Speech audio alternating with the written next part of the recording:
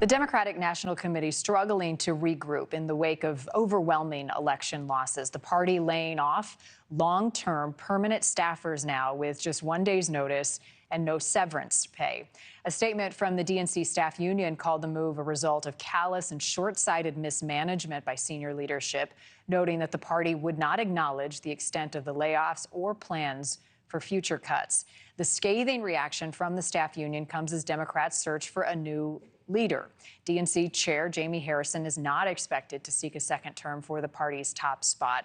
Joining us now is DNC National Finance Committee member Lindy Li. Lindy, welcome back, and thanks so much for being here. I'm guessing that these layoffs, no severance pay, no warning really is not a surprise to you based on conversations you and I have had.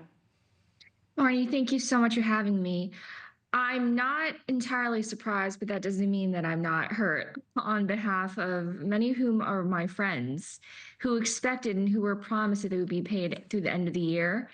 And senior staff, a lot of senior staff were summarily fired or told that they wouldn't be receiving any pay last week. And now we see basically massive layoffs. So people who were told that their jobs would be permanent, regardless of the outcome of the campaign.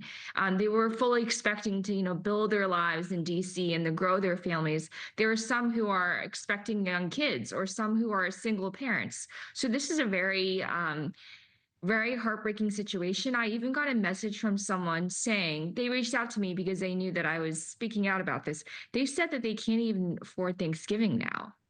Yeah. I never gotten a message like that before. So this is just startling and kind of undermines the principles and values that our party says that it espouses. Yeah, with no warning. So Lindy, what is going on right now within the DNC behind the scenes? Well, there's already a party struggle. And I think somebody said it was going to be white boy winter instead of hot girl summer. And I think in a lot of ways that's true. You see a lot of men vying for the top spot. Jamie Harrison, as you mentioned, is not going to be running again. But there are people like Ken Martin and Martin O'Malley and other names like Rahm Emanuel who are going to throw their hat in the ring. And they're going to do everything they can to turn the ship around. And the campaign says it's not in debt. But if you read the statement they put out, it's very precise. They said they weren't in debt on election day. They said nothing about being in debt subsequent to election day. So there are several months between election day and December when they need to file the report. So right now, the campaign is in dire straits, and that might impact the DNC. They had a fundraising agreement that allowed them to surpass the $3,300 contribution limit. It ultimately became $929,300. I don't mean to bog down everyone, but it was to everyone's advantage for them to work together, to be one entity. But they are very much tied at the hip. So yeah, it's just a very dire financial situation. So where did all the money go, right? I mean, we're hearing like $1 billion. And I know you're in touch with donors, Lindy. What's their reaction right now? Furious. Since we spoke, we got kind of a mea culpa from the campaign, but they didn't really disclose any concrete steps as to what exactly happened to the money and how they're going to do better.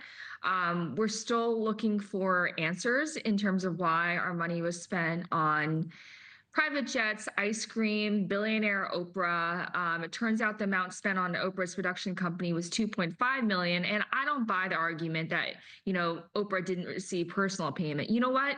She could have done what my family did, which is to make an in-kind contribution. My family owns real estate. We donated buildings in a church to the campaign. We took a nominal $1 because we made an in-kind contribution. We did not take rent from the campaign. She could have done the same thing. So I don't really buy it. As someone, a veteran in this space, I know what I'm doing, and I know when someone's trying to take a cop out, with all due respect. Well, that's interesting. Thank you for watching. Go to newsnationnow.com to find News Nation on your television provider. And don't forget to click the red subscribe button below to get more of News Nation's fact-driven, unbiased coverage.